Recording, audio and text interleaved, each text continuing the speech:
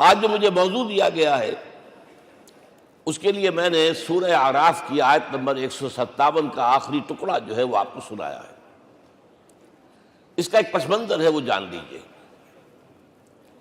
آپ کو معلوم ہے کہ جب حضرت موسیٰ بنی اسرائیل کو لے کر مصر سے نکلے ہیں، اس کے بعد مرحلہ آیا کہ اللہ تعالیٰ نے حضرت موسیٰ کو کوہ طور پر طلب فرمایا تورات عطا کرنے کے لیے۔ ان کی غیر حاضری میں ایک فتنہ کھڑا ہوا اور کچھ لوگوں نے ایک بچڑا بنا کر اس کی پرستش شروع کر دی بنی اسرائیل میں سے، سامری کا بنایا ہوا بچڑا۔ جب حضرت موسیٰ واپس آئے انہوں نے یہ دیکھا تو بہت غضبناک ہوئے، اور پھر اللہ تعالیٰ کے حکم سے فیصلہ ہوا کہ 12 قبیلوں میں سے جن لوگوں نے بھی یہ شرک کیا ہے ان کو انہی قبیلوں کے لوگ خود قتل کریں۔ کئی ہزار اسرائیلی قتل ہوئے۔ یہ بہت بڑا یوں سمجھیے کہ پرج ہوا ہے اس قوم کے اندر۔ اس کے بعد پھر مزید اللہ تعالیٰ کی خدمت میں استغفار کے لیے حضرت موسیٰ علیہ السلام اپنے 70 بڑے بڑے سردار جو تھے 12 قبیلوں کے ان کو لے کر حاضر ہوئے۔ وہاں انہوں نے استغفار کیا اور ایک دعا کی، پروردگار وَاكْتُبْ لَنَا حَسَنَةً فِي الدُّنْيَا وَالْآخِرَةِ، ہمارے لیے نیکی کا اندراج کر دے، دنیا میں بھی آخرت میں بھی۔ جواب ملا اللہ تعالیٰ کی طرف سے، دیکھو عذاب تو میں جس کو چاہوں گا دوں گا، اور ویسے میری رحمت ہر شے کے ساتھ موجود ہے، ہر شے کا وجود میری رحمت سے ہے، لیکن ایک میری خاص رحمت ہے جو میں لکھ رکھوں گا ان لوگوں کے لیے جو میرے نبی امی آخری رسول ان پر ایمان لائیں گے صلی اللہ علیہ وسلم۔ وہ جب آئیں گے اور وہ نیکی کا حکم دیں گے، بدی سے روکیں گے، پاکیزہ چیزوں کو حلال قرار دیں گے، ناپاک چیزوں کو حرام قرار دیں گے، نوع انسانی کے اوپر جو بوجھ تھے جو اس وقت ہوں گے ان کو اتاریں گے۔ وہ جب آئیں گے تو جو لوگ فَالَّذِينَ آمَنُوا بِهِ نمبر 1، وَعَزَّرُوهُ نمبر 2، وَنَصَرُوهُ نمبر 3، وَاتَّبَعُوا النُّورَ الَّذِي أُنزِلَ مَعَهُ أُولَٰئِكَ هُمُ الْمُفْلِحُونَ۔ جو لوگ ان پر ایمان لائیں گے، ان کی تعظیم اور توقیر کریں گے، ان کی مدد کریں گے، اور جو نور ان کے ساتھ نازل کیا جائے گا یعنی قرآن، اس کی پیروی کریں گے، وہ ہوں گے جو فلاح پانے والے ہوں گے، میری خصوصی رحمت سے حصہ ان کو ملے گا۔ اب یہاں پہلے تو دعا کر لیجئے، اللہم ربنا اجعلنا منہم، اے اللہ ہم سب کو ان میں شامل فرما دے جو تیرے نبی کے ساتھ تعلق کی ان 4 بنیادوں کی شرائط کو پورا کر سکے، تقاضوں کو پورا کر سکے۔ اب ذرا ان میں سے ایک ایک کو لیجئے۔ ایمان جانی پہچانی چیز ہے، ایمان جسے کہتے ہیں، اس کی تشریح میں جانے کی ضرورت نہیں، وقت بھی محدود ہے، لیکن ایک بات سمجھنے کی ہے بہت ضروری۔ ایمان کے 2 لیول ہیں۔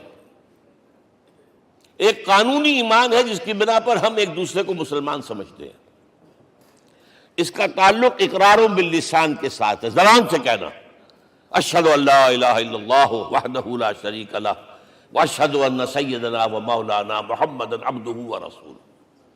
کوئی ہندو تھا، سکھ تھا، پارسی تھا، عیسائی تھا، یہ کلمہ کہے اور اسلام میں آ گیا۔ لیکن یہ زبانی کلامی ایمان جو ہے یہ انسان کی سیرت و کردار پر اثر انداز نہیں ہو سکتا۔ یہی وجہ ہے آج ہم دیکھ رہے ہیں مسلمان ہی جھوٹ بھی بول رہا ہے، مسلمان ہی بے ایمانی بھی کر رہا ہے، مسلمان ہی خیانت بھی کر رہا ہے، مسلمانوں کے لیڈر بلینز کی خیانت کر رہے ہیں۔ یہ کون ہے؟ سب مسلمان ہیں۔ وہ اس کی وجہ کیا ہے کہ ہم صرف قانونی مسلمان ہیں اور ہمارا ایمان قانونی ایمان ہے۔ اس کے لیے اسلام کا لفظ قرآن میں آیا ہے سورہ حجرات میں، قالت الاعراب آمنا قل لم تؤمنوا ولکن قولوا اسلمنا۔ اے نبی یہ بدو کہہ رہے ہیں ہم ایمان لے آئے، ان سے فرما دیجئے تم ہرگز ایمان نہیں لائے ہو، یوں کہو کہ ہم مسلمان ہو گئے ہیں۔ ولما يدخل الايمان في قلوبكم، ابھی تک ایمان تمہارے دلوں میں داخل نہیں ہوا۔ بہرحال اللہ کا شکر ہے اس نے ہمیں مسلمانوں میں پیدا کر دیا، ورنہ ہم میں سے کتنے ہوتے اگر کہیں اور پیدا ہو گئے ہوتے تو نعمت اسلام سے بھی ہم بہرہ ور ہو سکتے، کیا کہہ سکتے۔ اصل ایمان ہے جب وہ دل میں داخل ہو جائے، یقین بن جائے۔ اسی لیے بچپن میں یاد کیا ہوگا ایمان مجمل، آمنت باللہ کما ہوا باسمائہ و صفاتہ وقبلت جمیع احکامہ اقرار باللسان و تصدیق بالقلب۔ جب تصدیق بالقلب ہوگی تو اب اس کے تقاضے جو ہیں عملی پیدا ہوں گے۔ ان تقاضوں میں سے ایک میں 2 حدیثوں کے حوالے سے آپ کے سامنے رکھ رہا ہوں۔ پہلی حدیث حضرت عبداللہ بن عمرو بن العاص رضی اللہ تعالی عنہما سے مروی ہے، لا یؤمن احدکم حتی یکون ہواہ طبعا لما جئت بہ۔ دیکھو تم میں سے کوئی شخص مومن نہیں ہو سکتا جب تک کہ اس کی خواہش نفس تابع نہ ہو جائے اس شریعت کے، اس قانون کے، اس ہدایت کے جو میں لے کر آیا ہوں۔ اگر عملاً تابع نہیں ہوئے تو حقیقتاً مومن نہیں ہو۔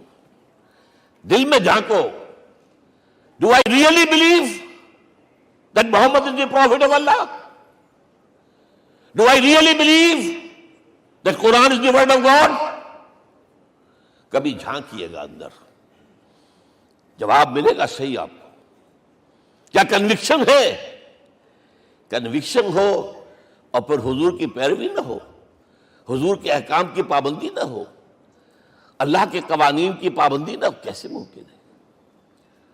حضور تو فرماتے ہیں صلی اللہ علیہ وسلم، ایک ایسی بد اخلاقی اور کج خلقی پر صرف اسے کوئی گناہ کبیرہ بھی نہیں کہیں گے۔ فرمایا ایک مرتبہ واللہ لا یؤمن، واللہ لا یؤمن، واللہ لا یؤمن، خدا کی قسم فلاں شخص مومن نہیں ہے، خدا کی قسم فلاں شخص مومن نہیں ہے، خدا کی قسم فلاں شخص مومن نہیں۔ صحابہ کانپ گئے، کون بدبخت ہے جس کے بارے میں فرمایا جا رہا؟ پوچھا گیا من یا رسول اللہ؟ جواب سنیے اور اپنے غریب حالوں میں جھانکیے۔ وہ شخص الذی لا یامن جارہ بوائقہ، وہ شخص جس کی شرارتوں کی وجہ سے اس کا پڑوسی چین میں نہیں ہے، امن میں نہیں ہے، وہ مومن نہیں ہے، خدا کی قسم نہیں ہے، خدا کی قسم نہیں ہے۔ کیسے علیحدہ کر لیں گے اس ایمان کو اعمال سے اور ایمان کو اخلاق سے؟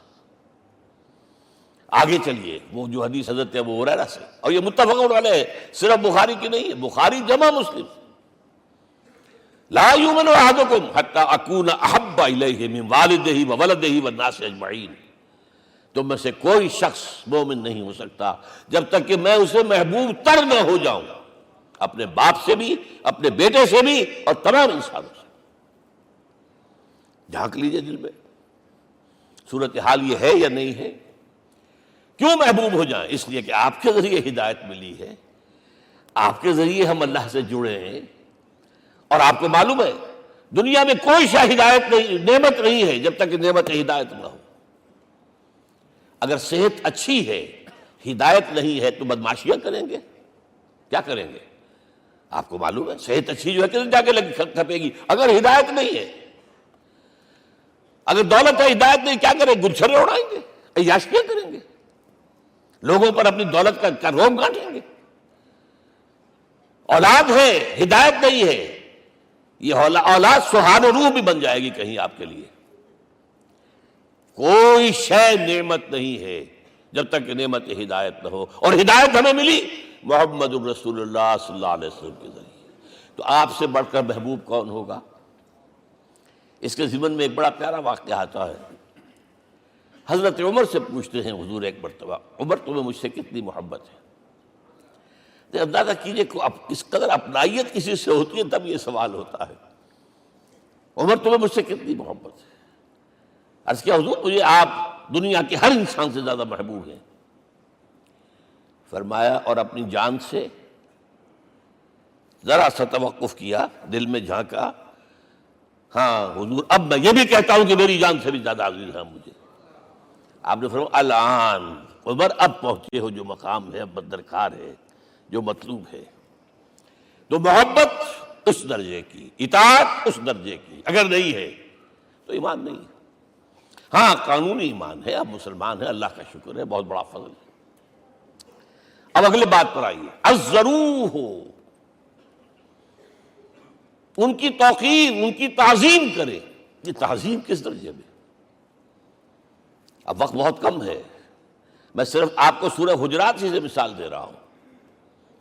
فرمایا گیا یا ایھا الذین آمنوا لا ترفعوا اصواتکم فوق صوت النبی ولا تجہروا لہ بالقول کجہر بعضکم لبعض ان تحبط اعمالکم وانتم لا تشعرون.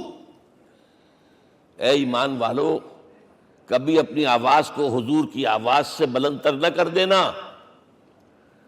کبھی جس طرح بلند آواز سے ایک دوسرے سے بات کرتے ہو ایسے نہ کر بیٹھنا، مبادا تمہارے سارے اعمال حق ہو جائیں اور تمہیں پتہ بھی نہ چلے. تم تو کہو گے میں نے کوئی گناہ کبیرہ تو نہیں کیا، میں نے کوئی ڈاکہ نہیں ڈالا، چوری نہیں کی، کوئی زنا نہیں کیا، کوئی شراب نہیں پی. لیکن یہ سوء ادب، لا ترفعوا اصواتکم فوق صوت النبی ولا تجہروا لہ بالقول کجہر بعضکم لبعض ان تحبط اعمالکم وانتم لا تشعرون. یہاں ایک میں عملی بات بھی آپ کے سامنے رکھ دوں. صحابہ کے بارے میں تو بات سمجھ میں آ گئی کہ اپنی آوازیں پست رکھیں. ہم کیسے کریں؟ ہمارا ایک طرز عمل ہونا چاہیے. اگر کسی گفتگو میں کوئی شخص کہ حضور نے یہ فرمایا ہے، کبھی یہ نہ کہے میں نہیں مانتا.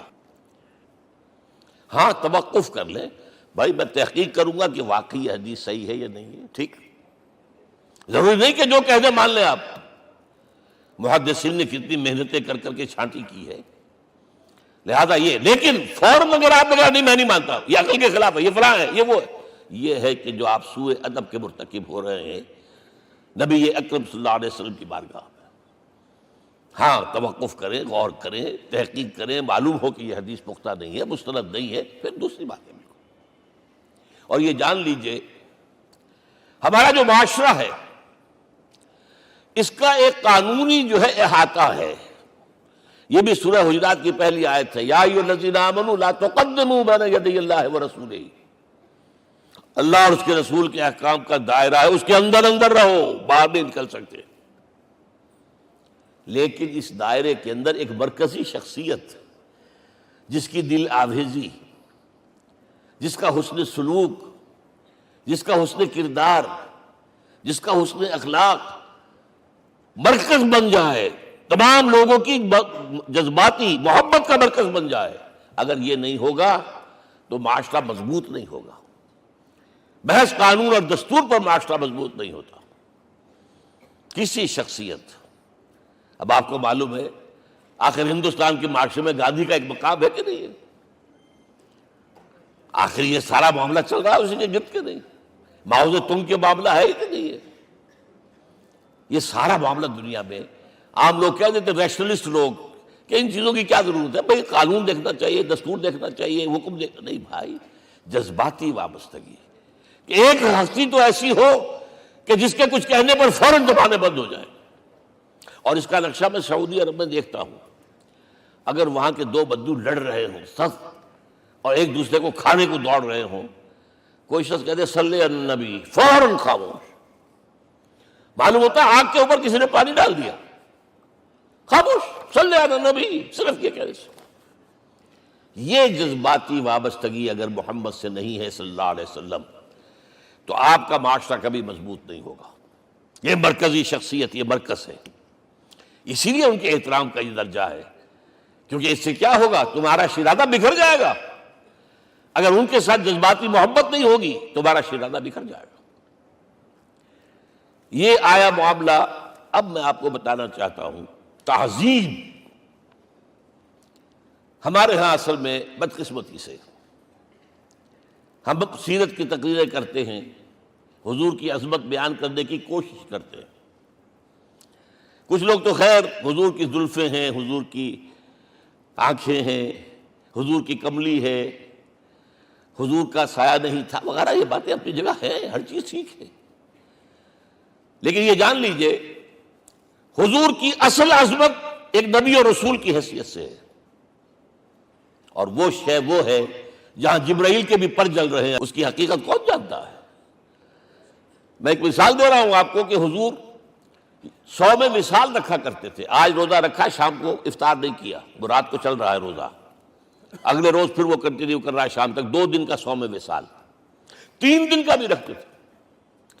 صحابہ نے اجازت چاہی، حضور ہمیں بھی اجازت دے دیں. نہیں، آج کے حضور آپ تو رکھتے ہیں، ہمیں منع کرتے ہیں۔ اب سنیے، ایکم مثلی، تمہیں سے کون ہے مجھ جیسا؟ ابھی تو عند ربی، میں تو اپنے رب کے پاس رات گزارتا ہوں۔ ہوا یطعمنی ویسقین، وہ مجھے کھلاتا اور پلاتا ہے۔ کیا سمجھیں گے ہم؟ کیا ہماری سمجھ میں آئے گا؟ یہ معاملہ نبوت کے جو اسرار و رموز ہیں، ان کا جو مقام اور مرتبہ ہے، وہ کوئی نبی پہچان سکتا، غیر نبی تو پہچان ہی نہیں سکتا۔ ایک ڈاکٹر کا کیا مقام ہے اپنے فن میں، وہ کوئی ڈاکٹر ہی سمجھ سکے گا نا، غیر ڈاکٹر کہاں سمجھے گا؟ اور حقیقت میں وہی سمجھے گا جو اس سے بھی اوپر کا ڈاکٹر ہے، نیچے والا تو نہیں سمجھ سکتا۔ جو کمتر ہے وہ تو صرف اوپر دیکھے گا، اللہ اللہ خیر صلی اللہ، جو اوپر ہے اور ظاہر ہے محمد سے اوپر کوئی نہیں صلی اللہ علیہ وسلم۔ یہی وجہ ہے، دیکھیے شیخ سعدی کو کیا کہنا پڑا، یا صاحب الجمال و یا سید البشر من وجهک المریر قد نور القمر لا يمکن الثناء کما کان حقہ بعد از خدا بزرگ توئی قصہ مختصر۔ اے محمد صلی اللہ علیہ وسلم، آپ کی ثنا جیسے کہ حق ہے ہو ہی نہیں سکتی۔ غالب اس سے بھی آگے گیا ہے، میں بات ابھی آپ کو سناتا ہوں شعر اس کا۔ آپ کی ثنا کا حق ادا ہو ہی نہیں سکتا، بس ہم یہ جانتے ہیں اللہ کے بعد آپ کا مقام۔ غالب جو آگے گیا ہے کہتا ہے، غالب ثنائے خواجہ بیزداں گزاشتیم کہاں ذات پاک مرتبہ دان محمد است۔ اے غالب، ہم نے تو حضور کی ثنا تو اللہ کے حوالے کر دی ہے، اس لیے کہ وہی ذات پاک جانتا ہے مرتبہ محمد کا کیا ہے صلی اللہ علیہ وسلم۔ ہم بیان کرنے کی کوشش کریں گے تو توہین کر بیٹھیں گے۔ ایک لطیفہ ہے، ایک بیچارہ کوئی دیہاتی کہیں پھنسا ہوا تھا کسی جگہ، تھکا ہوا چل رہا تھا، ڈپٹی کمشنر صاحب جا رہے تھے، کار میں بٹھا لیا۔ اب اس نے کہا، پتر تینوں اللہ پٹواری کرے۔ اب اس غریب کے جو ہے اس کے ذہن میں تو پٹواری سے اوپر تو کچھ ہے ہی نہیں، اس کے قلم سے جو ہے ادھر کا انتقال ادھر ہو گیا، ادھر چلی گئی۔ تو ڈی سی کو وہ تعریف کر رہا ہے، اپنے سمجھ کے مطابق پٹواری کرے، تو ہم کہیں پٹواری والا معاملہ نہ کریں۔ ہاں، ایک پہلو ایسا ہے جس کے حوالے سے حضور کی عظمت ہماری سمجھ میں آئے گی۔ حضور ایک انسان کی حیثیت سے کیا تھے، ایک باپ کی حیثیت سے آپ کا کیا طرز عمل تھا، ذرا یاد کیجئے۔ جگر گوشہ رسول حضرت فاطمہ بطول رضی اللہ تعالیٰ عنہ وہ حاضر ہوتی ہے، ابا جان دیکھیے چکی پیس پیس کر یہ گھٹے پڑ گئے میرے ہاتھ میں، یہ کنویں سے پانی لاتی ہوں، مشکیزیں کہ یہاں پر بندیاں پڑ گئی۔ حضور اب تو عام لوگوں پر بھی آسانیاں ہیں، لوگوں کے ہاں غلام آ گئے ہیں، کنیزیں آ گئی ہیں، مال و دولت آ گئی ہے، مجھے بھی کوئی غلام کنیز عطا ہو جائے۔ اور آپ کو معلوم ہے یہ لخت جگر نور چشم محمد کی سب سے پیاری بیٹی صلی اللہ علیہ وسلم، کوئی شک نہیں اس میں، فاطمہ کیا بیتی ہوگی حضور کے قلب پر۔ لیکن فرمایا، کیا بیٹی، یہ دنیا کی چیزیں ہمارے لیے نہیں ہیں، میں تمہیں اس سے بہتر شے دیتا ہوں۔ تسبیح فاطمہ ہر نماز کے بعد 33 مرتبہ سبحان اللہ، 33 مرتبہ الحمدللہ، 33 مرتبہ اللہ اکبر کہہ لیا کرو۔ لیکن سوچ لیجئے دل پر کیا گزری ہوگی صلی اللہ علیہ وسلم۔ حضرت عائشہ سے پوچھئے، حضرت خدیجہ سے پوچھئے، حضور کیسے شوہر تھے؟ آپ سے زیادہ خواتین کے حق میں نرم، گھر کے کام کا جھاڑو دے رہے ہیں، کپڑے جو ہیں بوسیدہ انہیں سی رہے، گھر میں بیٹھے ہوئے یہ کام کرتے تھے۔ بہرحال ایک بات میں آپ سے عرض کروں، آپ انسان کی جس حیثیت کا بھی ذہن میں تصور کریں گے وہ ساری حیثیتیں محمد میں موجود ہیں صلی اللہ علیہ وسلم۔ محمد حاکم کی حیثیت سے بھی ہیں،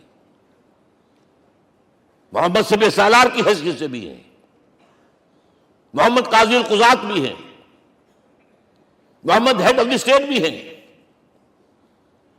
محمد بیویوں والے بھی ہیں، اولاد والے بھی ہیں، محمد 5 وقتہ امام بھی ہیں، جمعے کے خطیب بھی ہیں، مدرس قرآن بھی ہیں، مربی بھی ہیں، مزکی بھی ہیں، اور ہر میدان میں بلند ترین مقام۔ کوئی ایسی جامع شخصیت ملے گی؟ ہمارے ہاں تو حال یہ ہے کہ جو خطیب صاحب ہوتے ہیں وہ 5 وقتہ نماز کیسے پڑھا سکتے ہیں؟ ان کا تو اونچا مقام ہے۔ 5 وقتہ نماز کے لیے تو علیحدہ چاہیے امام آپ کو، اور وہاں بھی ایک امام سینئر ہوگا، وہ عشاء مغرب اور فجر پڑھائے گا، ایک جونیئر ہوگا بیچارہ، وہ جو خاموش نماز ہے وہ پڑھائے گا۔ 5 وقتہ نماز پڑھا رہے ہیں محمد صلی اللہ علیہ وسلم، اور خطیب بھی وہی ہے، مربی بھی وہی ہے، مزکی بھی وہی ہے۔ ہمارے ہاں جو لوگ تزکیہ نفس کے میدان میں ہیں وہ پھر جماعت کبھی نہیں کراتے، کبھی نہیں دیکھا ہوگا آپ نے کسی صاحب کو کراتے ہوئے۔ یہ جامعیت جو ہے، جامعیت کبریٰ۔ میں صرف ایک بات کہا کرتا ہوں، ایک اعتبار سے حضور کا اسوہ نامکمل ہے۔ آپ مجھے سوء ادب کا مرتکب نہ قرار دے دیں، اسوہ کیا ہے؟ عورت کے لیے اس کی اپنی نسوانی زندگی کے لیے اسوہ آپ میں نہیں ہے۔ آخر نصف انسانیت ہے، اسے بھی اسوہ چاہیے۔ یہ ہے جس کی وجہ سے حضور نے شادیاں کی ہیں زیادہ۔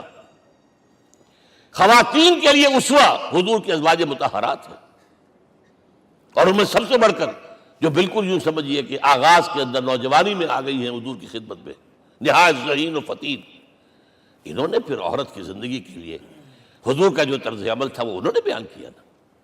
اس لیے سورہ احزاب کے اندر اس کا تذکرہ ہے، جہاں یہ آتا ہے لقد کان لکم فی رسول اللہ اسوۃ حسنہ، وہیں پر یا نساء النبی لستن کاحد من النساء، اے نبی کی بیویو تم عام عورتوں کے مانند نہیں ہو، تمہیں تو اسوہ بننا ہے امت کے لیے۔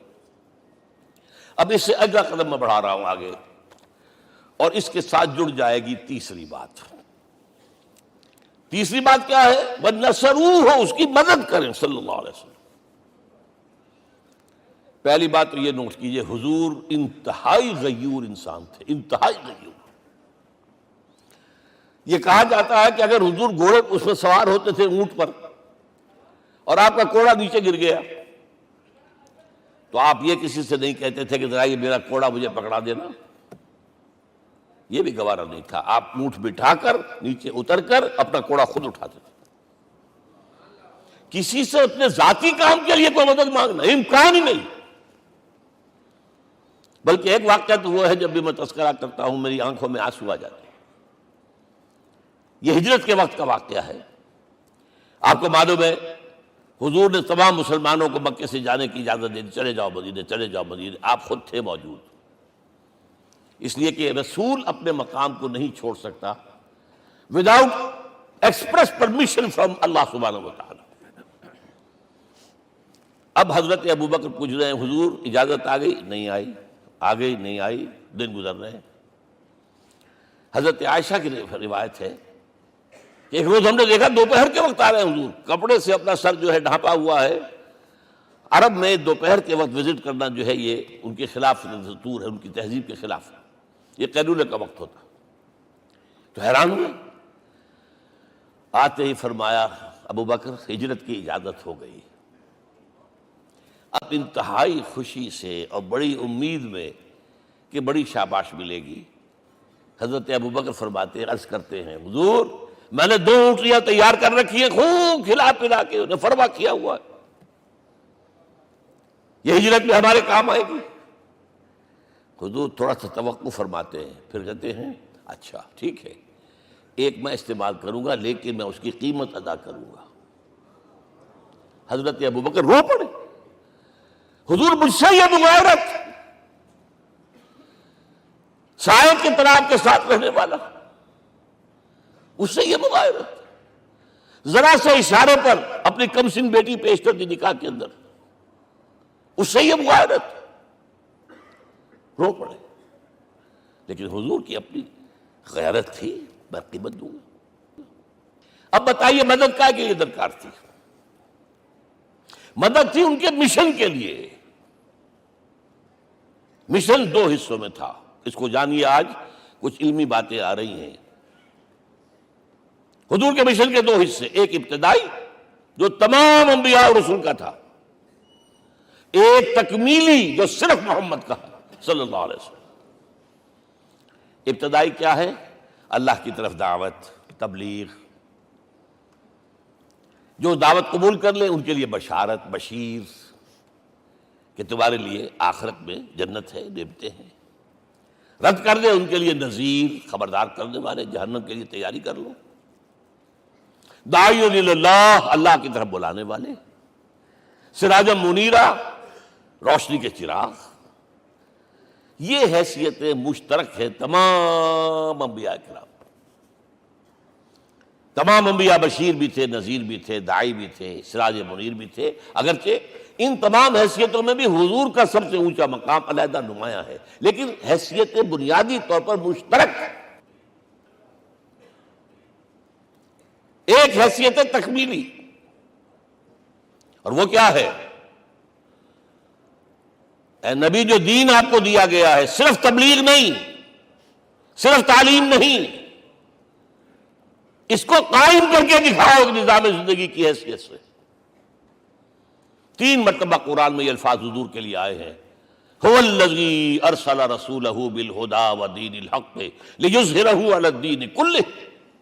3 دفعہ سورہ توبہ میں یہ الفاظ آئے، سورہ صف میں یہ الفاظ آئے، سورہ فتح میں یہ الفاظ آئے۔ وہی اللہ جس نے بھیجا ہے اپنے رسول کو صلی اللہ علیہ وسلم، الہدا، قرآن حکیم، ہدایت کاملہ، اور نمبر 2 دین حق۔ یہ 2 چیزیں دے کر بھیجا، کس لیے؟ تاکہ اس دین کو غالب کرے پورے نظام زندگی پر۔ یہ معاملہ ذرا سوچئے، اور یہ حضور کے لیے 3 دفعہ، اور کسی اور نبی کے لیے 1 دفعہ بھی نہیں۔ قرآن مجید کے اس نقطے کو ذہن نشین کر لیجیے۔ اصل میں یہ کیا ہے؟ اسے ہم یوں کہیں گے، ایک ہے نبوت و رسالت، ایک ہے تکمیل نبوت و رسالت۔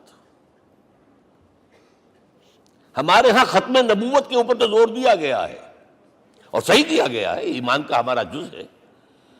حضور کے بعد کسی نے بھی دعویٰ کیا نبوت کا، وہ جھوٹا کذاب دجال، جس نے مانا وہ بہرحال دائرہ اسلام سے خارج ہے، اور جو بھی کچھ ہوا کرے وہ۔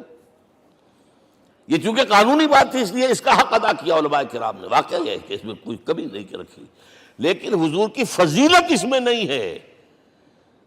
فرض کیجئے کہ نبوت چلی آ رہی تھی ہموار طور پر، ایک جگہ آ کے ختم ہو گئی، تو فضیلت کون سی ہوئی؟ نہیں، نبوت و رسالت تدریجاً ترقی کرتے ہوئے اپنے نقطۂ عروج کو پہنچ کر ختم ہوئی۔ یہ ہے فضیلت۔ اب آپ سوچئے، الہدا دیا گیا حضور کو، تو کیا تورات میں ہدایت نہیں تھی؟ سورہ اعراف کی آیت ہے، سورہ مائدہ کی، انا انزلنا التوراۃ فیہا ھدی ونور۔ ہم نے نازل کی تھی تورات، اس میں ہدایت بھی تھی، نور بھی تھا۔ ہم مانتے ہیں اللہ کی کتاب تھی۔ وہی فرمایا ہے انجیل فیہا ھدی ونور، اس میں ہدایت بھی تھی، نور بھی تھا۔ پھر یہ الہدا قرآن آیا۔ یہ کیا ہے؟ ہدایت نے درجہ بدرجہ ترقی کرتے ہوئے قرآن میں آ کر کامل ہو گئی، ہدایت کامل۔ وجہ کیا ہے؟ انسان کا شعور بھی تو درجہ بدرجہ بڑھا ہے۔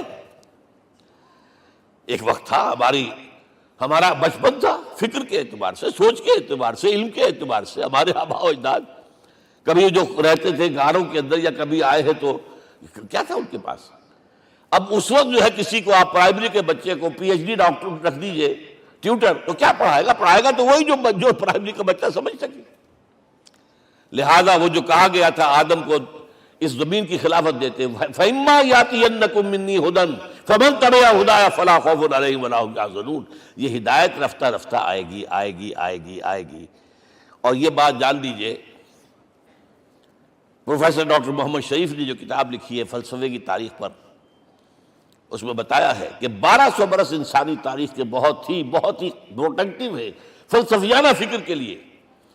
From 600 BC to 600 AD 1200 years, سارے فلسفے اسی میں پیدا ہوئے۔ سقراط، مختار، افلاطون اور یہ سب نکل گیا، کنفیوشس بھی آ گیا، تاؤ بھی آ گیا، اور بدھ بھی آ گیا، جین بھی آ گیا، سب آ گئے، سب آ گئے۔ گویا کہ انسان جب کچھ سوچ سکتا تھا، جتنا سوچ سکتا تھا سوچ چکا،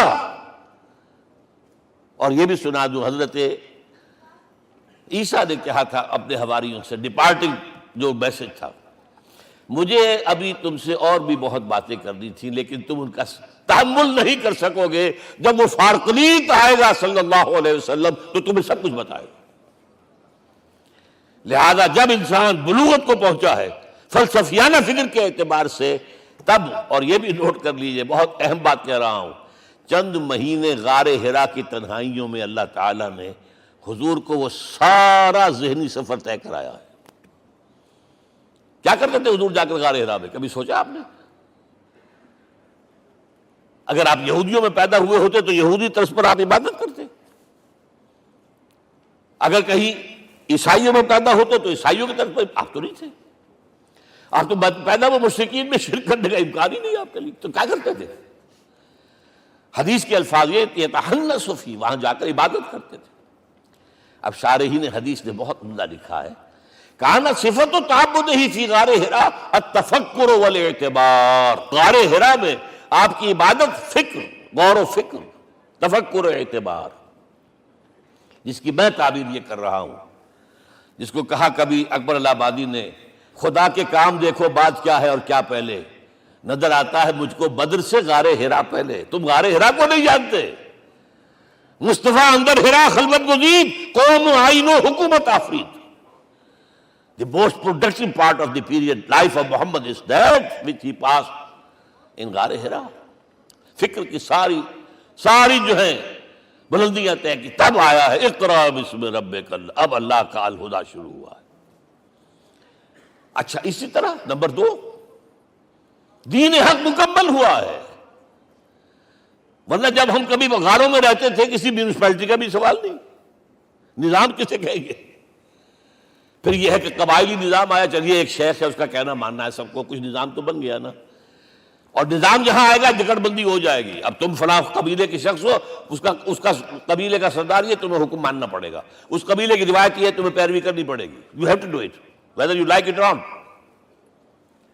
پھر آپ کی سٹی اسٹیٹس وجود میں آئی، پھر امپائرز وجود میں آ گئے، 400-500 برس سے رومن امپائر، 400-500 برس سے ایرانین امپائر عرب کے اوپر ایسے تھی جیسے افغان کے سر کے اوپر بہت بڑا جو ہے پگڑ رکھا ہوتا ہے، کتنا بڑا ہوتا ہے۔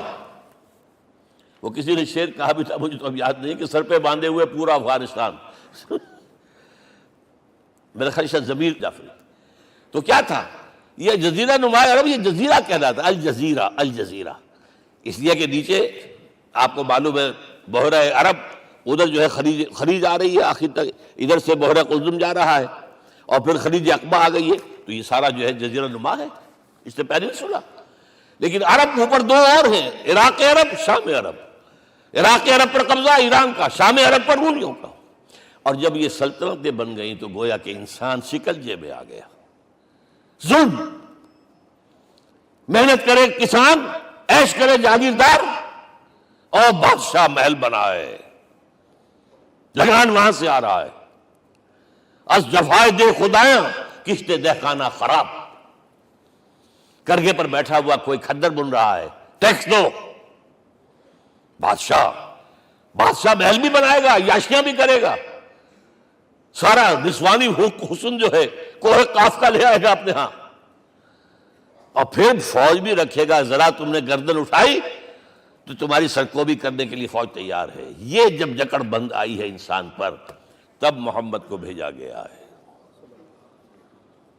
دلی بیٹر، اسے آزاد کرانے والا، دین حق دیا گیا۔ یہ دین حق قرآن مجید میں اسی لیے کہا گیا، یہ میں کہہ رہا ہوں تکمیل رسالت النبوت۔ الیوم اکملت لکم دینکم واتممت علیکم نعمتی ورضیت لکم الاسلام دینا۔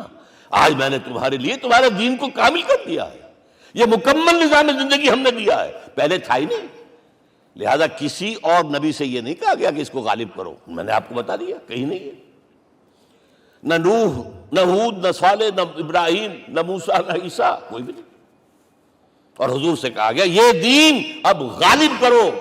اگر صرف تم کتاب میں لکھ کر دے جاؤ اور اس کے مثال پیش نہ کر سکو، دنیا کہے گی بہت اچھی شاعری ہے، آج بھی آپ کو معلوم ہے دی ریپبلک کتاب زندہ ہے، لیکن آج تک ایک دن کے لیے بھی وہ نظام کہیں قائم ہوا ہے؟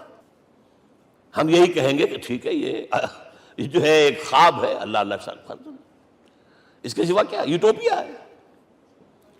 اس نظام کو قائم کر کے دکھاؤ۔ اب آپ اس کو اینالائز کر لیجئے، اچھی طرح سمجھ لیجئے۔ It was the revolutionary role which was assigned to محمد صلی اللہ علیہ وسلم۔ نظام کو بدلنا، اسی کا نام تو انقلاب ہے۔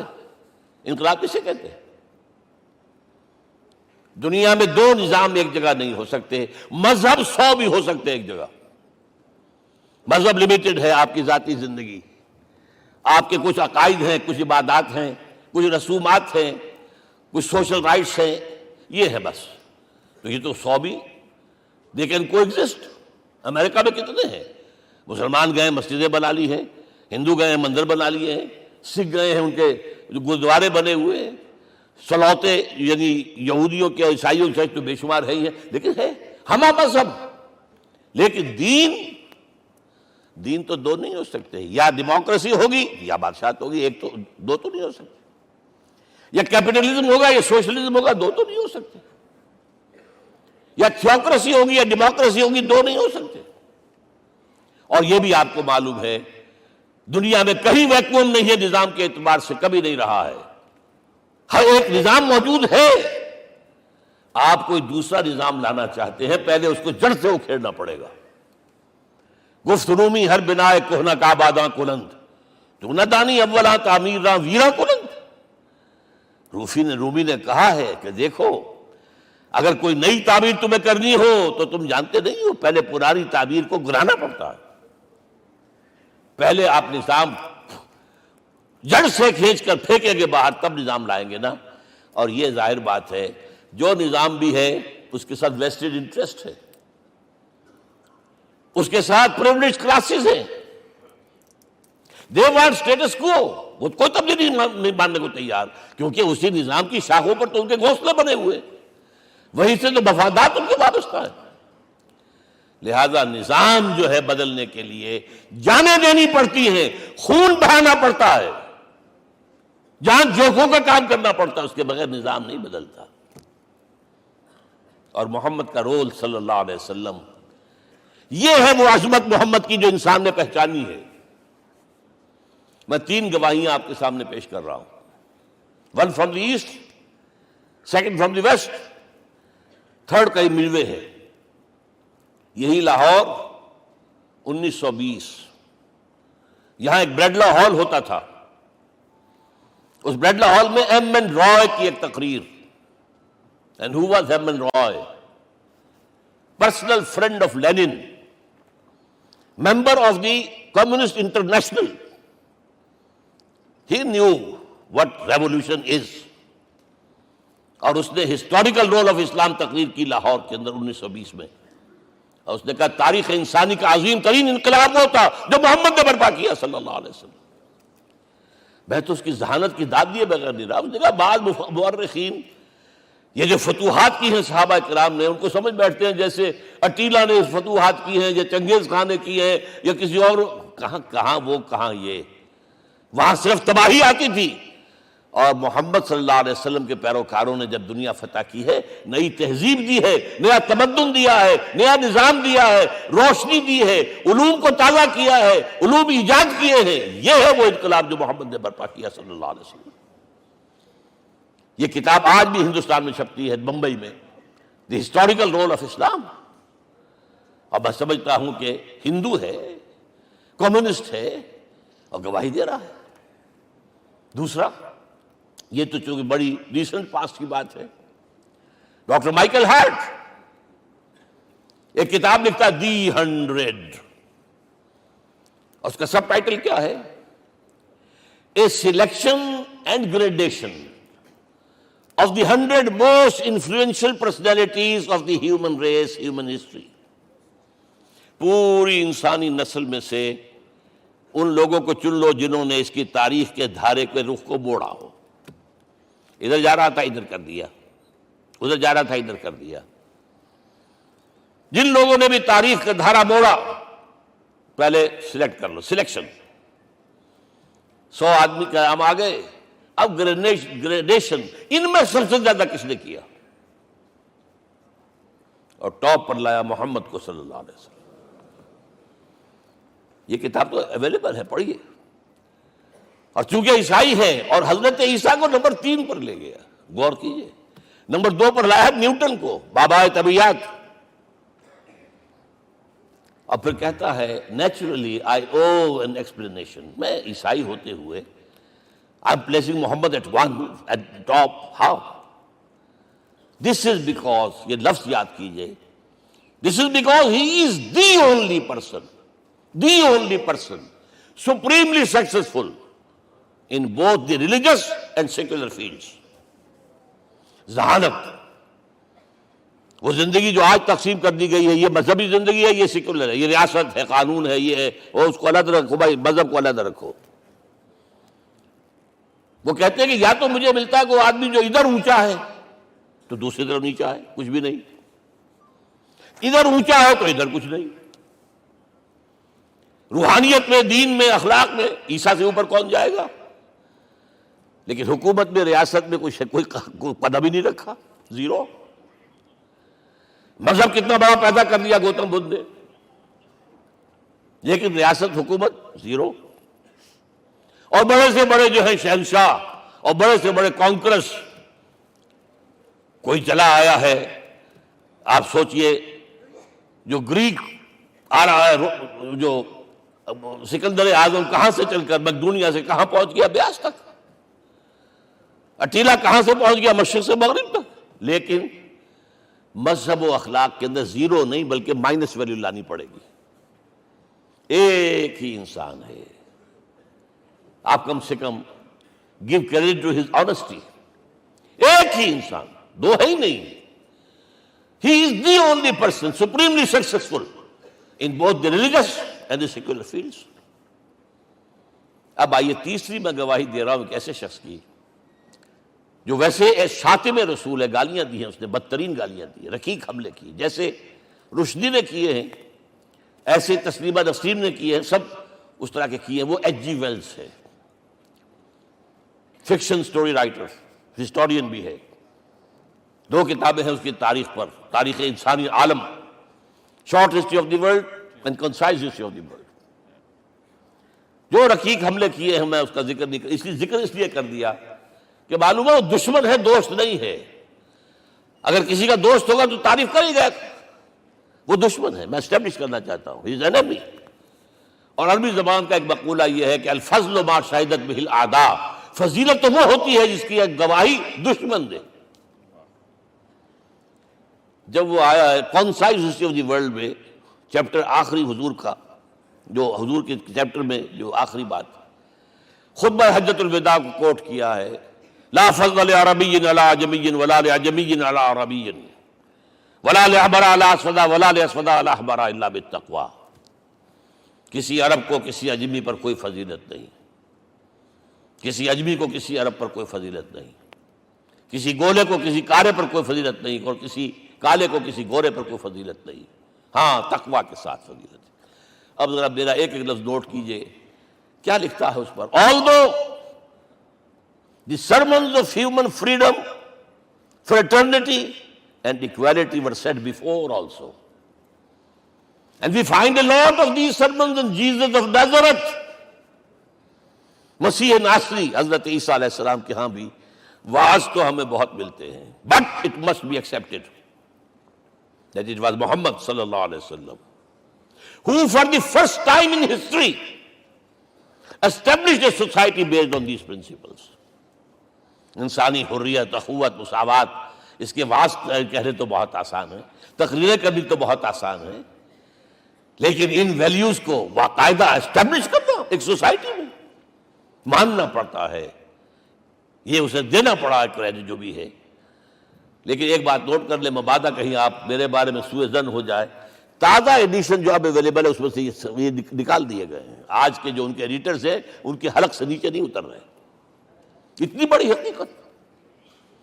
آپ پنجاب لائبریری یا پبلک لائبریری سے جا کے پرانا ایڈیشن لیجئے، concise history of the world کے اندر آپ کو یہ الفاظ مل جائیں گے. Although the sermons of human fraternity Freedom and equality were said before also. And we have a lot of these sermons in Jesus of Nazareth. But it must be accepted that it was Muhammad sallallahu alaihi wasallam who for the first time in history established a society based on these principles. اب یہ جو mission میں نے آپ کے سامنے رکھا، ایک بنیادی مشن قرآن کی تبلیغ کرو، تبلیغ کرو، تبلیغ کرو، تبلیغ کرو. یا ایھا رسول بلغ ما انزل الیک من ربک وان لم تفعل فما بلغت رسالتہ. نمبر 2، جو دین حق دیا اسے غالب کرو، قائم کرو، نافذ کرو، اس کی مثال پیش کرو دنیا کے سامنے. ان دونوں میں مدد درکار تھی محمد الرسول اللہ کو. جیسے حضرت مسیح نے کہا تھا، وَإِذْ قَالَ عِيسَىٰ ابْنُ مَرْيَمَ لِلْحَوَارِيِّينَ مَنْ أَنصَارِي إِلَى اللَّهِ، کون ہے میرا مددگار اللہ کی راہ میں. جیسے کہ اللہ فرماتے سورہ حدید میں، بڑی پیاری آیت ہے، بڑی ریولوشنری آیت ہے، بلکہ میں لفظ استعمال بڑی ننگی انقلابی آیت ہے قرآن مجید کی. اتنا صاف اللہ تعالیٰ ہی سچ بول سکتا ہے، کوئی اور تو ضرور کہیں نہ کہ اس کے اوپر کوئی کپڑا ڈال کے بات کرے گا.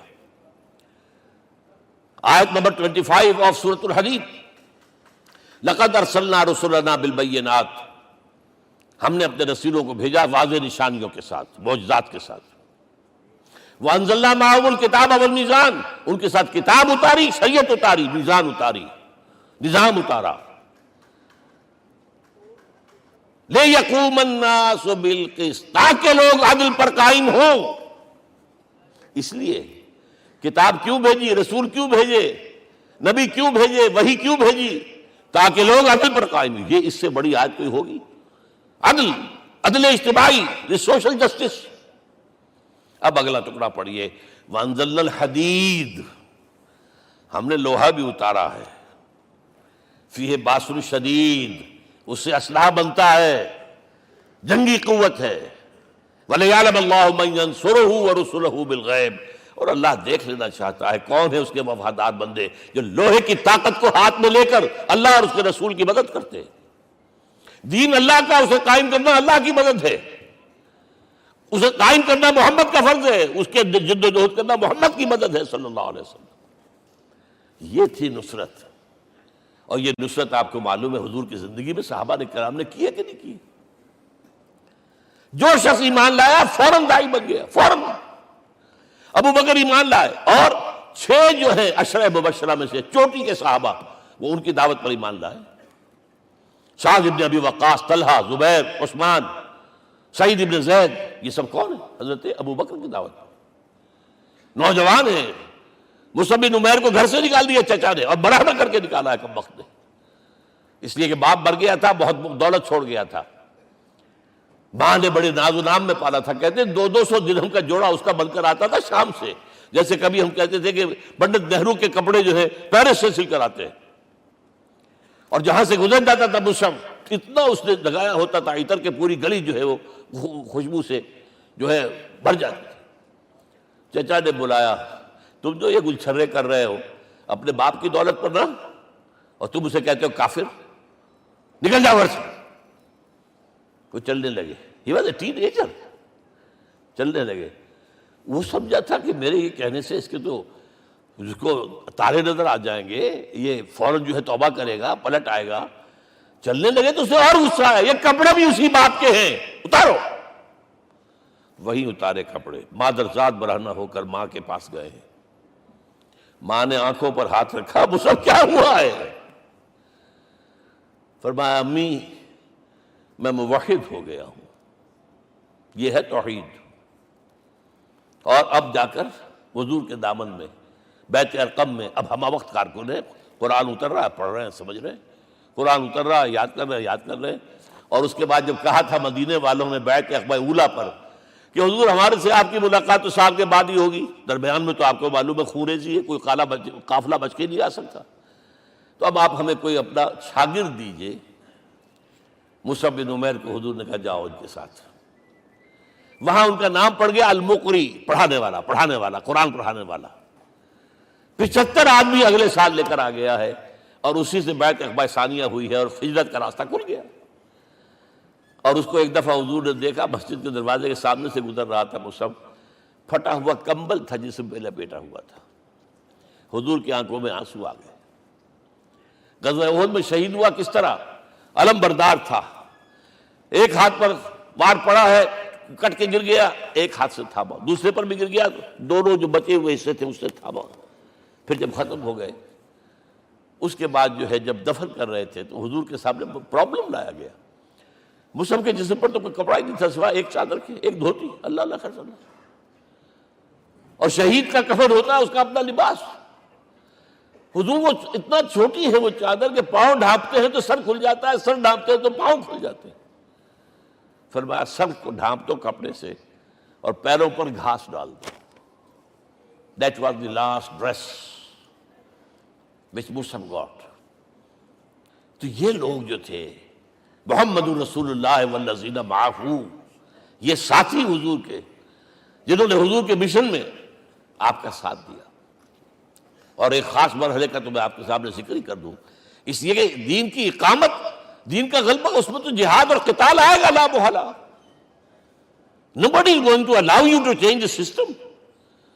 اگر سسٹم بدلتا ہے تو اس کے ساتھ جو مفادات بدلتے ہیں وہ ختم ہو جاتے ہیں، جو پرولیجز ہیں وہ ختم ہو جاتے ہیں. لہذا جب غزوہ بدر کا مرحلہ آیا ہے، حضور نے مجلس شورا منعقد کی اور آپ نے جو وحی سے آپ کو بتا دیا گیا تھا، دیکھو ایک قافلہ آ رہا ہے شمال سے، مال غنیمت سے لدا پھدا ہے اور 50 صرف اس کے ساتھ محافظ ہیں. ایک لشکر آ رہا ہے جنوب سے گیل کانٹے سے لیس، اور اللہ نے وعدہ کیا ہے کہ ایک پر ضرور تمہیں فتح دے گا، بتاؤ کدھر چلے. یہ اصل میں کسی بھی سپہ سالار کے لیے وقت ہوتا ہے کہ اپنے ساتھیوں کے مورال کا اندازہ کرے.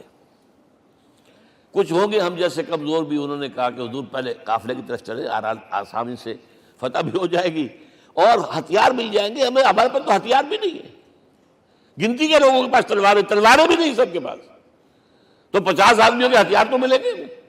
پھر لشکر سے نپٹ لیں. اب حضور کہہ رہے ہیں اشیرونی اشیرونی اشیرونی. حضرت مقداد بن اسود کھڑے ہوتے، حضور ہمیں موسیٰ کے ساتھی نہ سمجھیے جنہوں نے کہہ دیا تفذب انت وربک فقاتلا انا ہاہنا قاعدون. ہم موسیٰ کے ساتھی نہیں ہیں، ہم آپ کے جانثار ہیں. آپ جو آپ کی نیت ہے آپ بسم اللہ کیجیے، ہم آپ کو کیا پتہ ہمارے ذریعے آپ کو اللہ تعالیٰ آنکھوں کی ٹھنڈک عطا فرمائے. حضور پھر فرمایا مجھے مشورہ دو، مجھے مشورہ دو. تب خیال آیا سعد ابن عبادہ رضی اللہ تعالیٰ عنہ کو جو رئیس انصار تھے، ہو نہ ہو یہ ہماری طرف روئے سخن ہے، کیونکہ بیعت عقبہ ثانیہ جس کے نتیجے میں ہجرت ہوئی ہے اس میں طے یہ ہوا تھا کہ اگر یہ مکے والے مدینے پر حملہ آور ہوں گے آپ کو ختم کرنے کے لیے، ہم آپ کی حفاظت ایسے ہی کریں گے جیسے اپنے بیوی بچوں کی. اور ابھی مدینے پر حملہ ہوا نہیں ہے، حضور پری ایمپٹ کر رہے ہیں، باہر نکل کر مقابلہ کرنا چاہ رہے ہیں.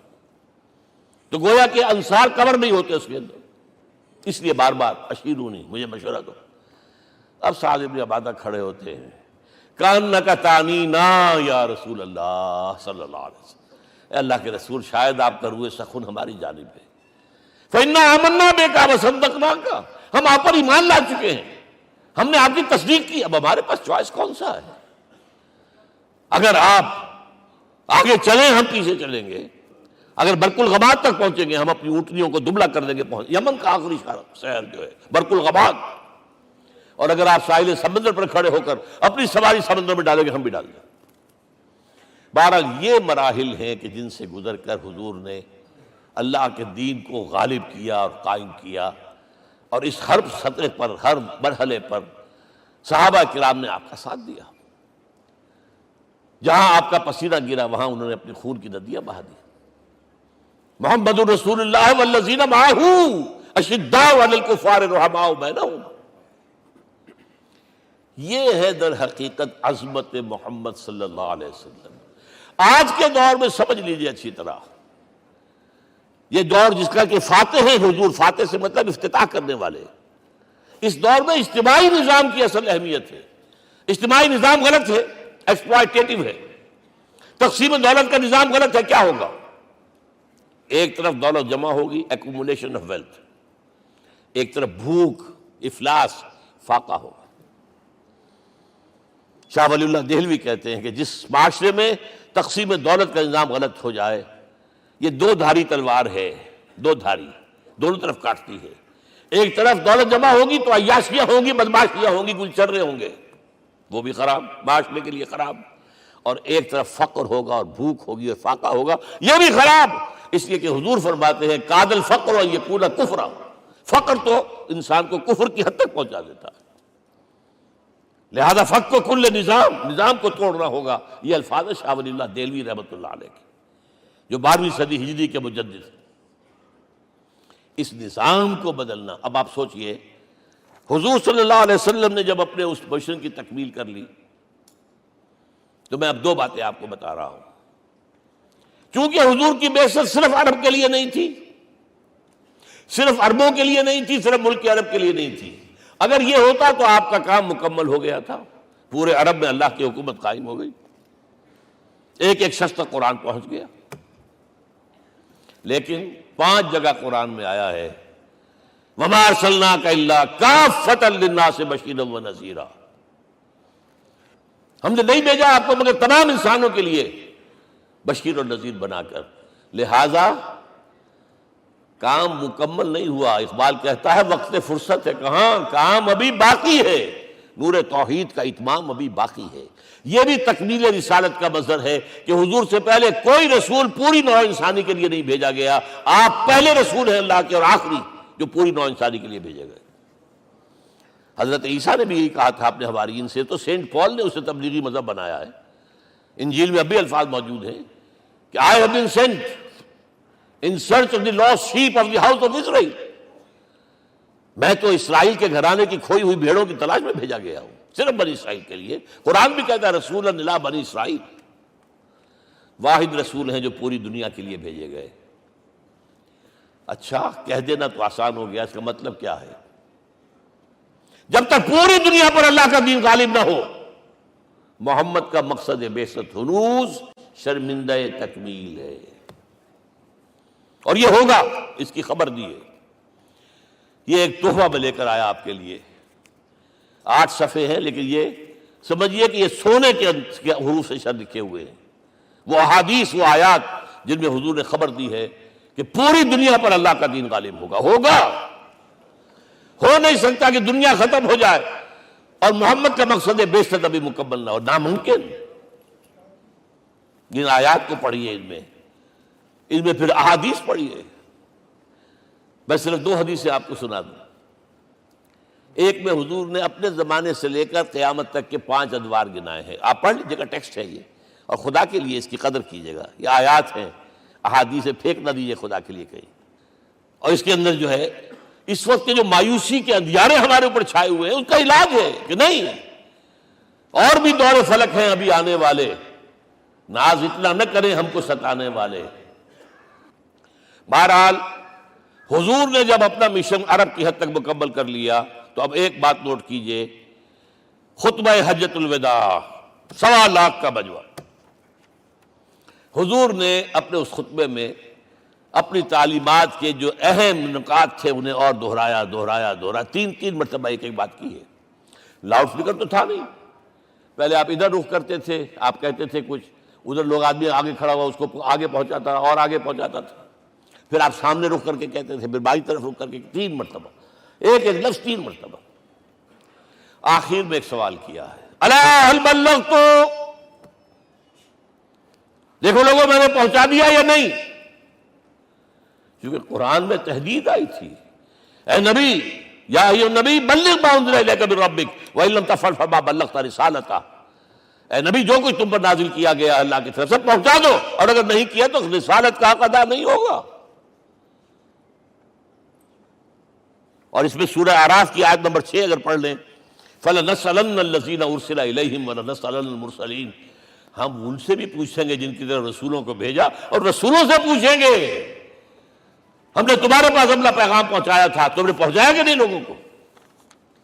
اس لیے حضور نے گواہی لی، الا هل بلغت، دیکھو میں نے پہنچا دیا کہ نہیں؟ اور جواب کیا ملا؟ انا نشهد انك قد بلغت رسالتہ واديت الامانۃ ونصحت الامۃ وکشفت الغمۃ، ہم گواہ ہیں حضور آپ نے رسالت کا حق ادا کر دیا، امانت کا حق ادا کر دیا، ہماری خیر خواہی کا حق ادا کر دیا، اور گمراہی کے اندھیرے جو ہے انہیں چھانٹ کر رکھ دیا۔ اب آپ نے آسمان کی طرف نگاہ کی، انگشت شہادت سے وہی 3 مرتبہ اللہم اشہد اللہم اشہد اللہم اشہد، اللہ تو بھی گواہ ہے، یہ مان رہے۔ یہ ہے سائی آف ریلیف، یہ بوجھ جو میرے کندھے پر آیا تھا، اِنَّا سَنُلْقِي عَلَيْكَ قَوْلًا ثَقِيلًا، یہ اب منتقل ہو گیا، اب امت کو منتقل ہوا۔ لہذا آخری لفظ کیا تھا؟ فَلْيُبَلِّغِ الشَّاهِدُ الْغَائِبَ، اب جو یہاں موجود ہیں ان کا فرض ہے کہ پہنچائیں ان کو جو یہاں نہیں ہے۔ میں صرف تمہارے لیے رسول نہیں ہوں، ایک ایک فرد نوع بشر تک دنیا میں جو اس وقت ہے، اور ایک ایک فرد نوع بشر جو آخر تک آئے گا قیامت تک، اس تک قرآن پہنچانا تمہارے ذمہ ہے۔ ہم نے نہیں پہنچایا، اسی لیے آج ہم اللہ کے عذاب میں ہیں۔ آج کیوں ذلیل کے کل تک نتی پسند گستاخی فرشتہ ہماری جناب میں، 1.5 بلین مسلمان، لیکن عزت نام کی کوئی شے ہے؟ G7 G9 G11 G13 G15 کوئی مسلمان بھی ہے ان میں؟ نہ 3 میں نہ 13 میں، نہ G7 میں نہ G15 میں، نن۔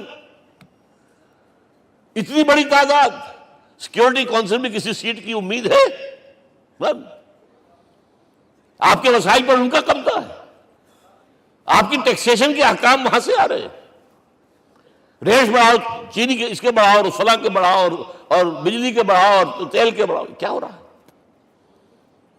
کیوں دلیل ہے؟ اور نمبر 2، آج دنیا میں خون اگر بہ رہا ہے تو صرف مسلمان کا ہو گیا، مانند آب ارضا مسلمان کا لہو۔ 60 سال سے کشمیر اور فلسطین، پھر درمیان میں صومالیہ، چچنیا، کوسوو، یہ سب بوسنیا، پھر آپ کو معلوم ہے فلپائنز، پھر جو کچھ ہوا افغانستان میں، اور جو کچھ ہوا اب ہو رہا ہے، جو کچھ ہوا عراق میں۔ یہ کیوں ہے؟ We are criminals number 1. We have not done our duty. ہم نے قرآن کو اپنا امام نہیں بنایا، دوسروں کے سامنے کیا پیش کریں گے؟ ہمارا اپنا سارا نظام سود کے اوپر مبنی ہے۔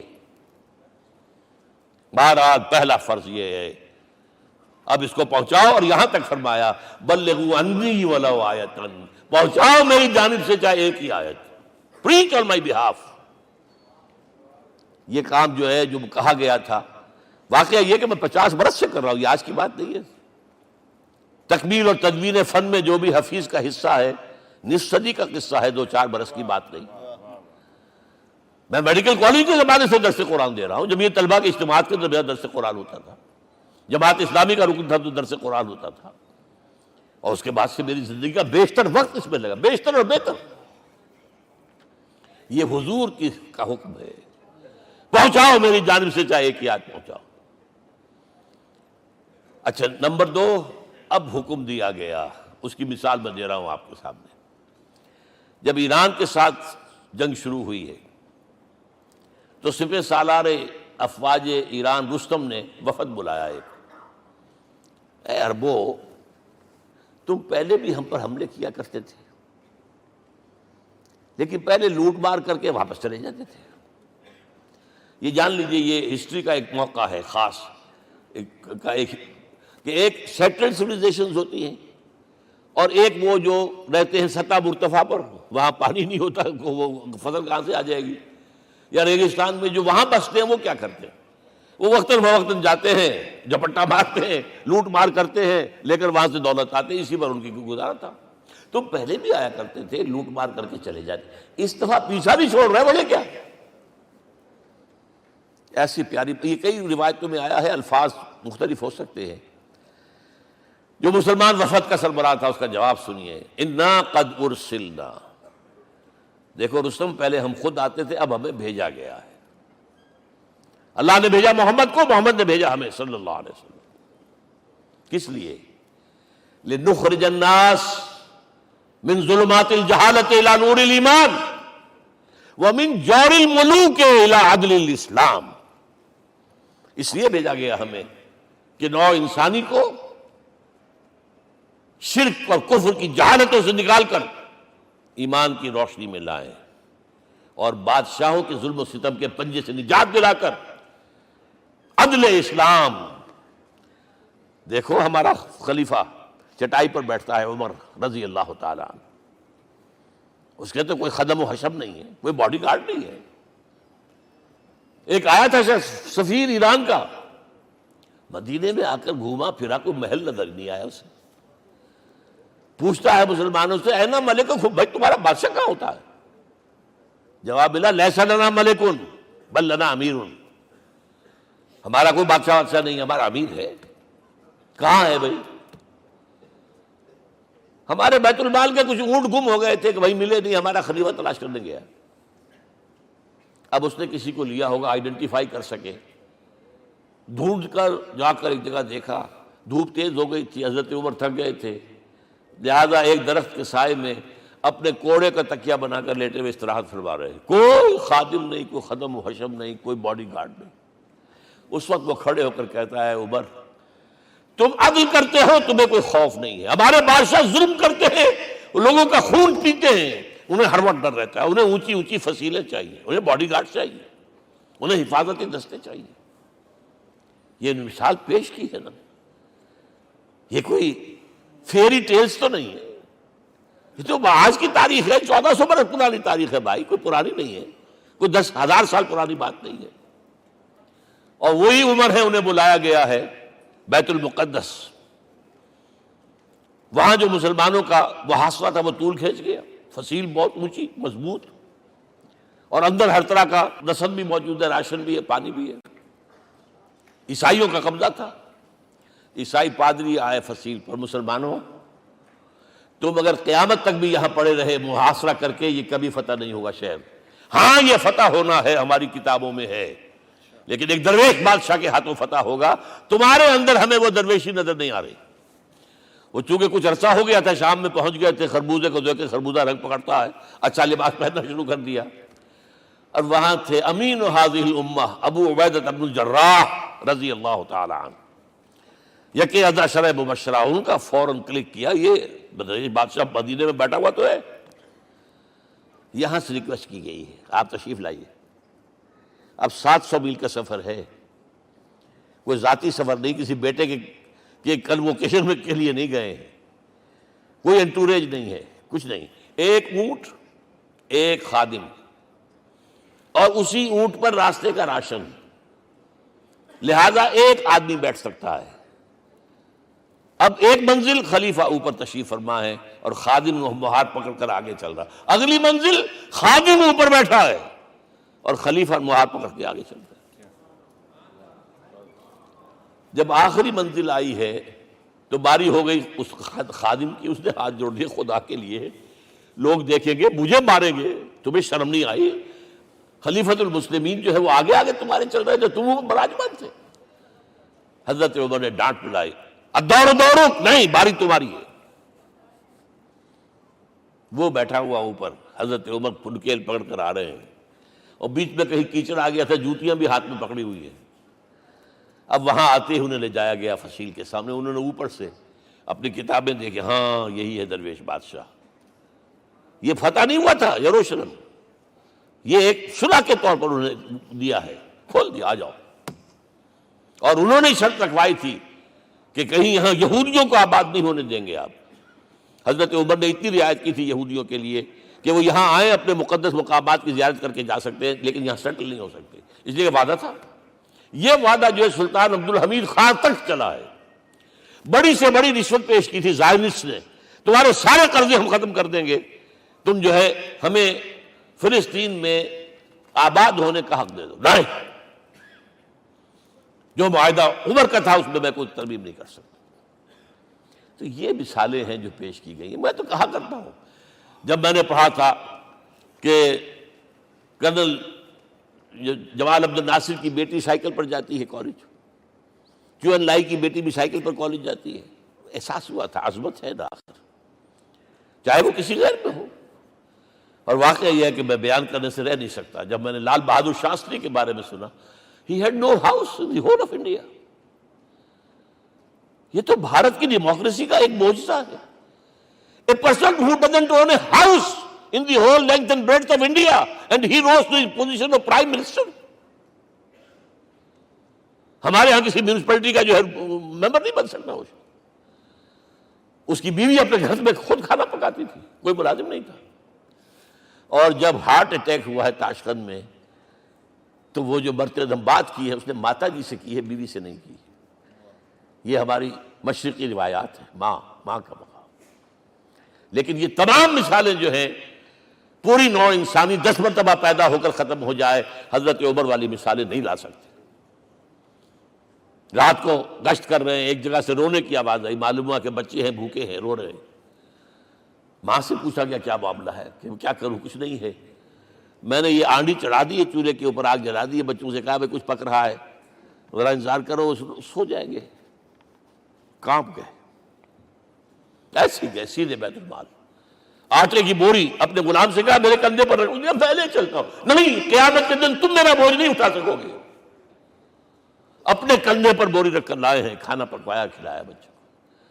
اب اگر حضور یہ کہے کہ سید القوم خادمہم، تو یہ حقیقت تھی کہ نہیں تھی؟